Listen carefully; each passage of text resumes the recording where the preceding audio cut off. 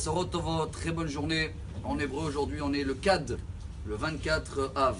Bon, le Kad, toujours directement, on a un lien avec le Teilim 24, que chaque fois on ouvre les mains.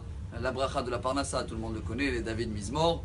Mais si aujourd'hui on est dans le Kad, en hébreu, le récipient de Papa, Hachem, il y a un message dans la paracha que je crois que chacun de nous doit essayer de l'appliquer dans les 6 jours qui nous restent jusqu'à la fin du mois d'Av. On a vu que Av, ça veut dire papa. Et dans la paracha, Moshe Rabbeinu, il nous précise Bani matem la Hashem Elokechem. On est des enfants d'Akadosh Baruch Hu. Il y a un très grand rabbin, c'est un rabbin chassidique qui s'appelait Rabbi Aaron Mikarlin. Une fois, ils ont demandé ses élèves, cher rabbin, quelle est la faute la plus grave qu'un juif peut faire dans sa vie?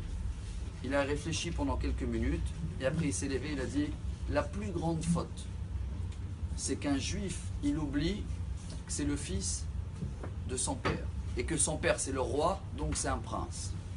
Ils ont essayé de méditer dessus, et c'est peut-être le message que je veux en tous les cas pour moi partager en premier. Et ils ont compris que chaque fois, qu'est-ce qu'il fait le Yetzer Hara? Il ne nous amène pas dans la faute, il nous fait oublier qu'on est des princes, et dans ce cas-là, ce qui fait plaisir à papa, on l'oublie et on fait des péchés. Ce qui veut dire, chers amis, et voilà de quoi je prends sur moi en tous les cas d'essayer de travailler jusqu'à la fin de l'année, c'est tchik-tchak, il nous reste 35 jours. On va bientôt commencer à sonner le shofar. Et chaque fois qu'on va sonner le shofar, on va dire Im kebanim, im karavadim. Si nous sommes des esclaves, je vais essayer de dire gentiment, je n'ai pas les mots en français, c'est notre patron. On a des devoirs, il nous a donné la neshama, on travaille chez lui. Donc on est obligé de faire. C'est un niveau, j'aurais dit, standard. Pourquoi standard? Parce que des fois, tu n'as pas envie. Voilà, tu finis la prière, ou des fois c'est un peu dur, Shabbat, mais tu es coincé. Il te donne la vie, il te demande de faire, tu fais. Si déjà tu montes à un niveau où c'est pas mon patron, c'est mon père.